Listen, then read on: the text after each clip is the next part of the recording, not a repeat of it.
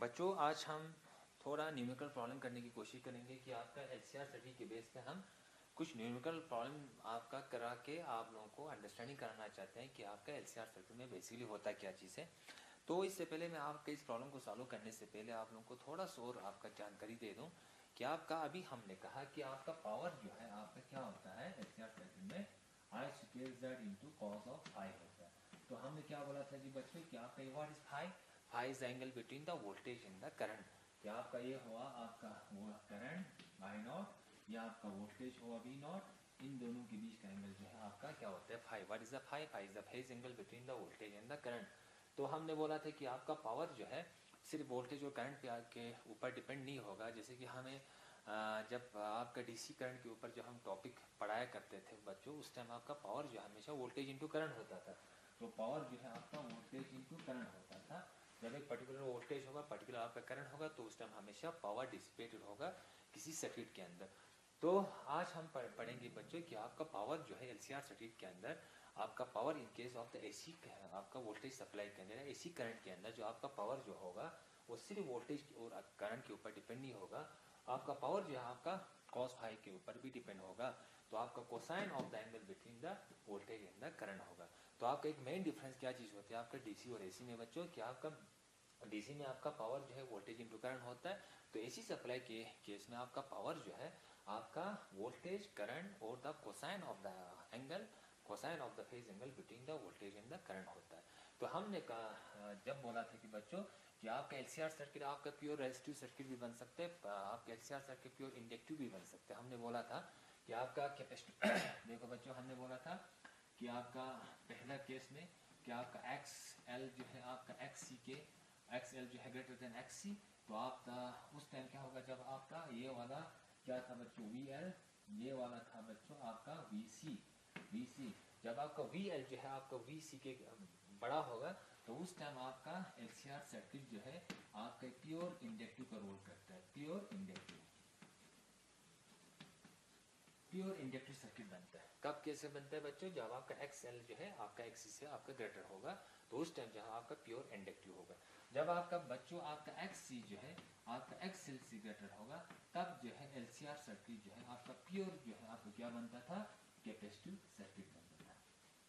Capacitive circuit में क्या होता है बच्चों कि आपका एक्स सी जो है आपका ग्रेटर होगा एक्सएल से, और का इंडक्टिव सर्किट में क्या होता है बच्चों आपका इंडक्टिव सर्किट एक्सएल जो है आपका एक्सी से आपका बड़ा होगा।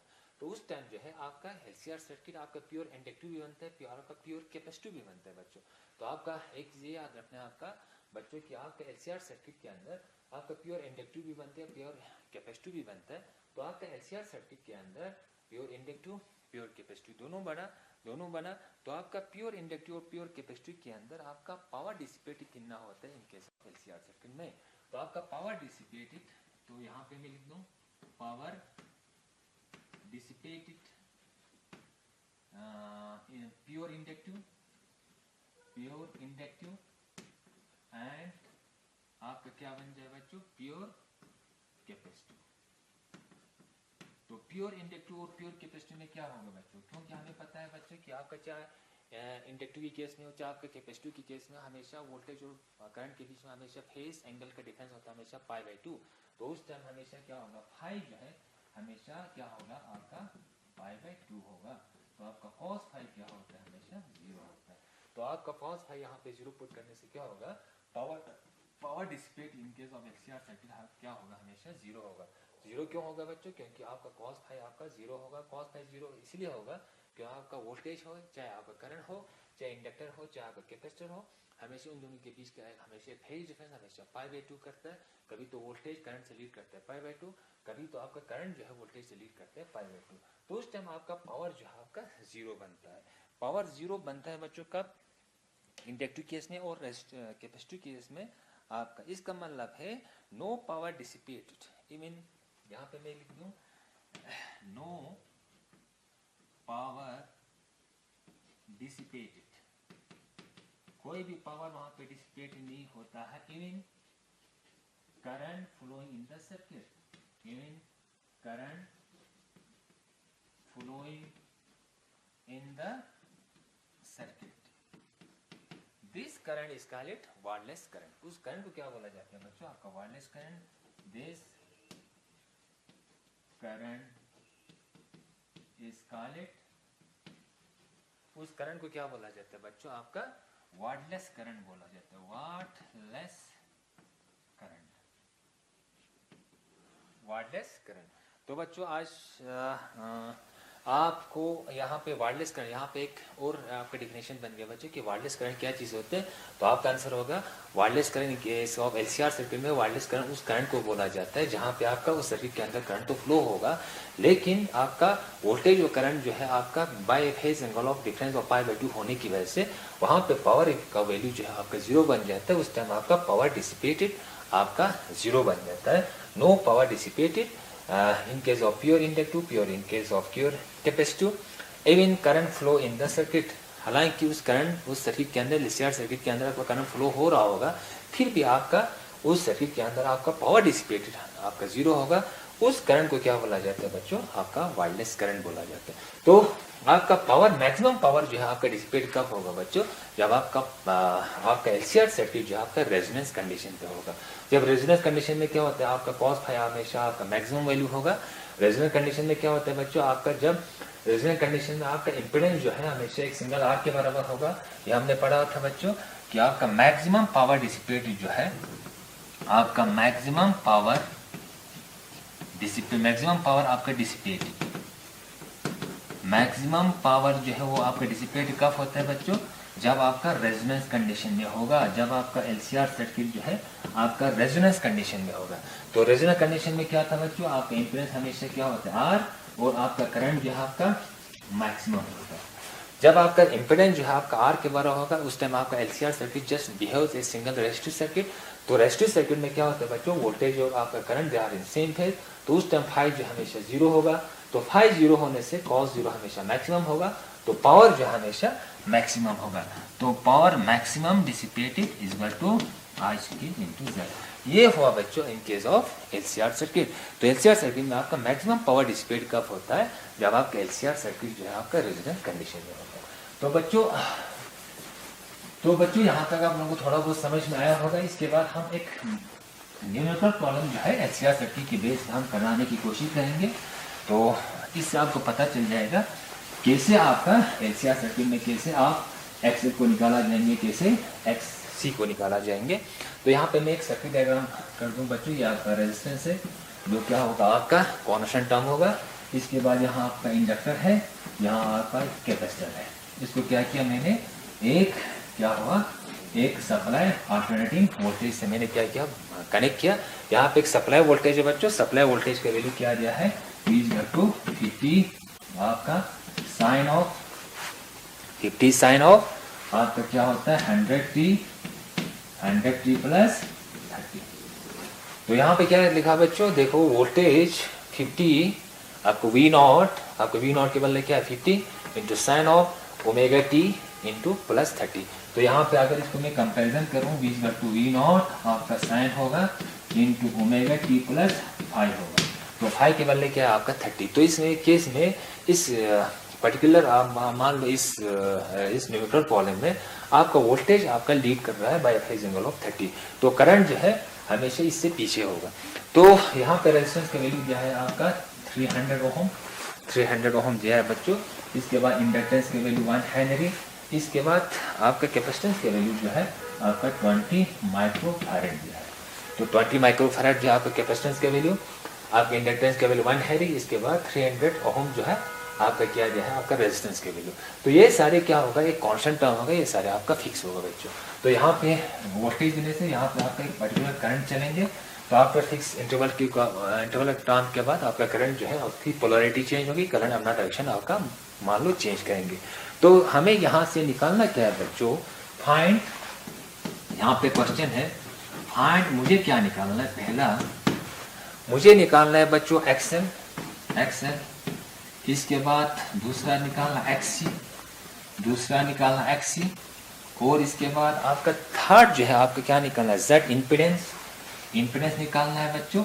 इसके बाद एंड फाई, इसके बाद आपका फेज एंगल निकालना है, फेज डिफरेंस बिटवीन द आपका क्या है आपका वोल्टेज एंड करंट। तो इसके लिए मैं क्या निकाल रहा हूँ बच्चों, इसके बाद एक डायग्राम यहाँ पे मैं शो कर रहा हूँ। यहाँ पे क्या हुआ बच्चों, एक्सएल, तो यहाँ पे मैं पहला ये आपका सॉल्यूशन हुआ। तो एक्सएल क्या होगा बच्चों, XL is equal to L omega. तो देखो बच्चों एक्सएल आपका फिक्स क्वांटिटी नहीं होता, यहाँ पर मैं लिख दूँ आपका एक्सएल जो है आपका एल ओमेगा होता है। तो एल जो है आपका फिक्स क्वांटिटी है 1 हेनरी, लेकिन ओमेगा की एक फ्रीक्वेंसी होती है, फ्रीक्वेंसी आप ऊपर नीचे कर सकते हो, इसीलिए एक्सएल जो है आपका एक वेरिएबल टर्म होगा। तो यहाँ पे क्या होगा बच्चों, एक्सएल जो है XL is equal to L omega. तो एल का वैल्यू क्या दिया है बच्चों 1 हेनरी इंटू आपको ओमेगा की वैल्यू क्या देगा बच्चों, यहाँ से इसको कंपैरिजन करेंगे आपका टी की, तो ओमेगा वैल्यू क्या है 100, तो क्या हुआ 100 ओम हुआ, किसका वैल्यू आपका एक्सएल का वैल्यू।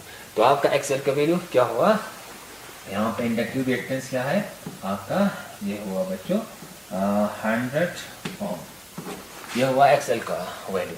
इसके बाद आपका क्या आएगा बच्चों एक्ससी इज अ कैपेसिटिव रिएक्टेंस।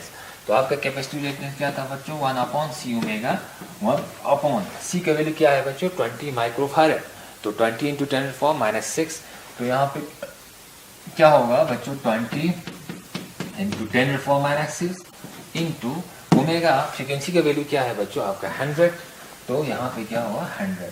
तो यहाँ पे हल करने से क्या होगा बच्चों 1/1 क्या हुआ बच्चों 2 इंटू 100 क्या हुआ 2000, यहाँ पे क्या होगा 2000 इंटू 10⁻⁶, जो ऊपर लाएंगे हम, माइनस इसको ऊपर लाए तो क्या हुआ बच्चों, यहाँ पे क्या हुआ 10⁻⁶, तो यहाँ पे 1 2 3 4 5 6 डिवाइड बाय 2000, यहाँ पे ये हुआ बच्चों जीरो क्या आएगा 6 1 2 3 4 5 6, इसके बाद 1000 कैंसिल हुआ, इसके बाद 2 5 10, इसका मतलब है आपका XC जो है आपका 500 ओम आ गया।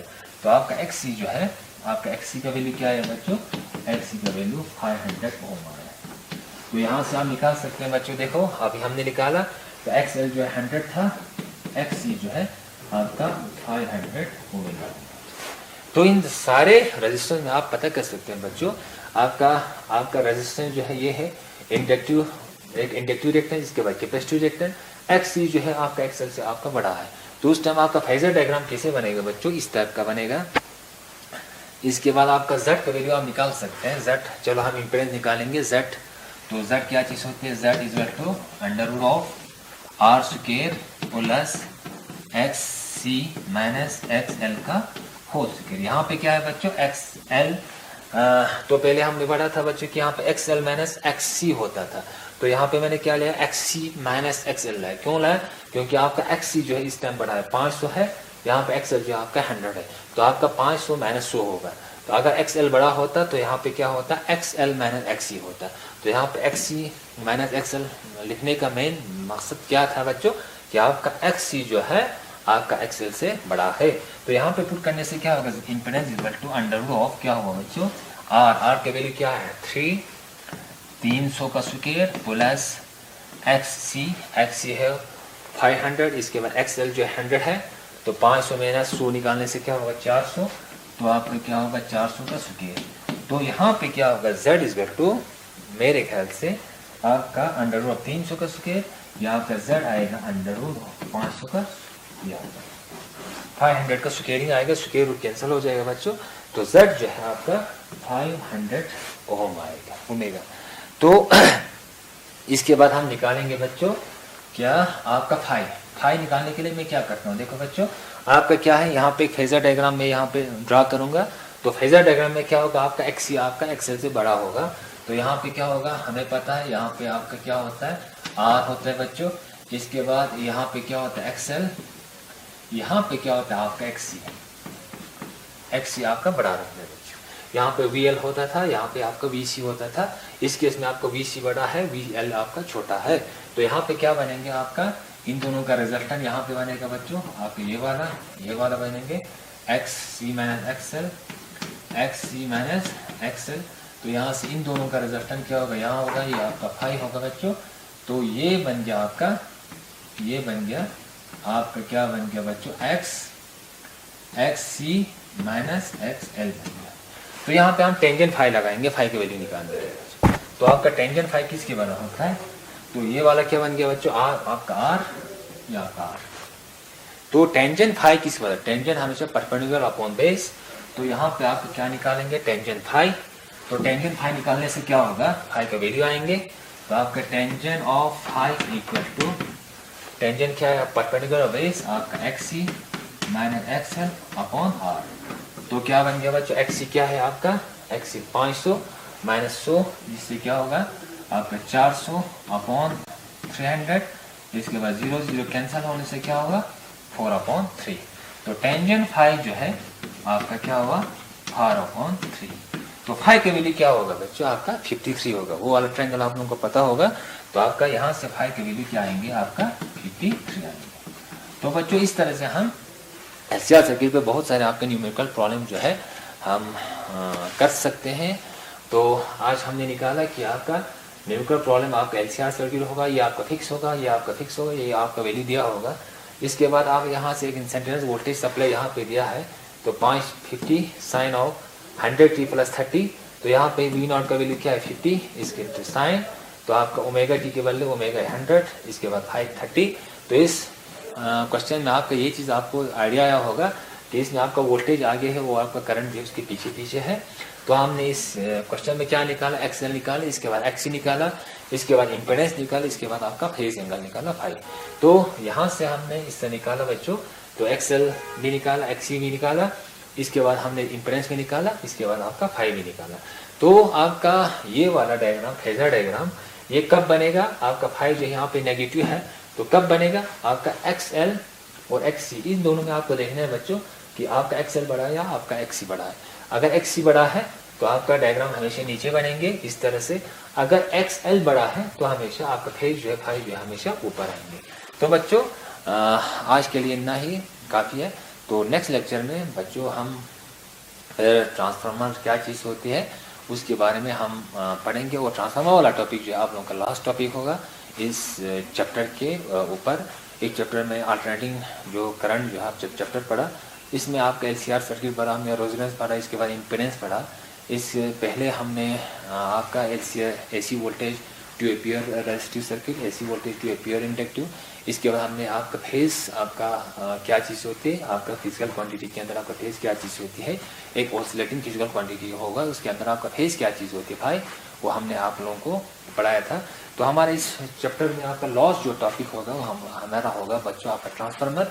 तो हम इंशाल्लाह आपका नेक्स्ट जो आपका लेक्चर होगा उसमें हम पढ़ेंगे ट्रांसफार्मर बेसिकली होता है क्या क्या चीज़ है, उस ट्रांसफार्मर के आपका एडवांटेजेस क्या होते हैं वो हम पढ़ेंगे। तो उस ट्रांसफार्मर में क्या क्या इफेक्ट होते हैं वो हम भी पढ़ेंगे। तो नेक्स्ट जो हमारा लेक्चर होगा बच्चों वो आपका ट्रांसफार्मर के ऊपर होगा। तो तब तक के लिए बच्चों अस्सलाम वालेकुम व रहमतुल्लाहि व बरकातुहू।